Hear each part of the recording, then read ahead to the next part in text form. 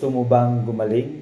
Mga kaibigan, mga kapatid, purihin natin si Jesus, Maria at Jose. Narito naman ang inyong lingkod, Father Bob, isang paring Karmelita. Tuloy-tuloy lang tayo sa ating mga pagninilay at pakinggan natin ng mabuti kung ano yung sinasaad ng ating mga pagbasa, lalong-lalo na sa araw na ito, upang sa gayon sa mga gawain natin, mayroon tayong panghuhugutan ng mga magandang punto sa pagninilay sa ating buhay. Sa araw na ito, araw ng Martes, at nasa unang araw na tayo sa buwan ng Abril, 2025. Ang ating ebanghelyo ay ibabahagi sa atin ni San Juan, Kapitulo 5, versikulo 1 hanggang 16. Si Jesus sa kanyang paglalakbay, alam natin na hinahabol siya ng maraming tao. Lalong-lalo na yung mga taong gustong makinig sa kanya, sa kanyang pagpapahayag ng kagandahang loob ng Ama at sa kanyang pagpapatunay na ang pagmamahal ay walang limitasyon. Kaya makikita ito sa kanyang galaw, sa kanyang pananalita.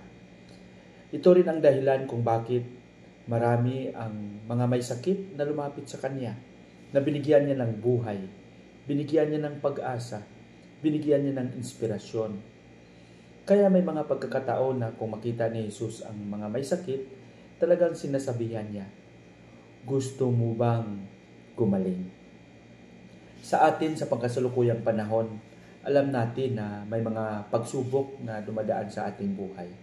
Lalong-lalo na yung mga kapatid natin na talagang nawala ng pag-asa, nawala ng saysay, saglit ang kanilang buhay na dati malakas dahil sa mga may sakit, sa mga karamdaman na minsan ang mga itong nararanasan nila ay talagang nagdala ng panghihina.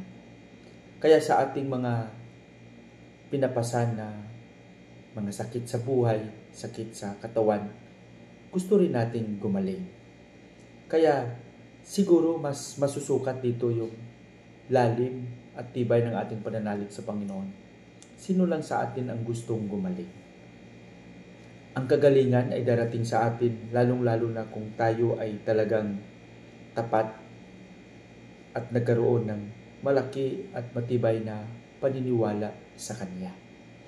At ang paghingi ng kagalingan ay hindi lang sa sakit sa katawan, bagkus itong sakit sa buong pagkatao natin. Sakit na posibleng naging dahilan na minsan hindi tayo makapagsalita laban sa mga gumagawa ng masama. Sakit na minsan naging dahilan upang tayo ay maging bulag, na hindi rin natin makita kung ano ang tunay na mga pangyayari.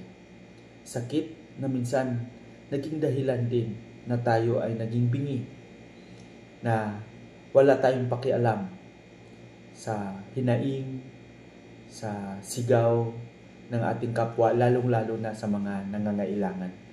Kaya siguro mga kapatid, sa ating patuloy na pananalig sa Panginoon, hingin natin sa Kanya na sana tayo ay Kanyang pagalingin. Pagalingin tayo sa ating pagiging bulag, sa ating pagiging bingi, at sa ating pagiging pipi, at sa ating pagiging walang pakialam sa totoong tungkulin natin sa ating kapwa.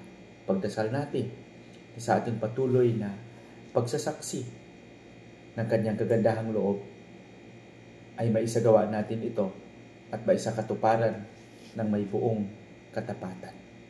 Patnubayan nawa tayo ng Panginoon sa ating panalangin sa ngalan ng Ama, ng Anak, ng Espiritu Santo.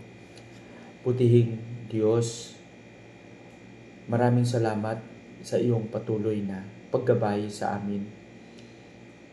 Sa mga panahon na alam namin kami ay nanghihina, sa mga panahon na alam namin kami ay naguguluhan, turuan mo kaming maging tapat palagi sa likod ng mga kahinaang ito.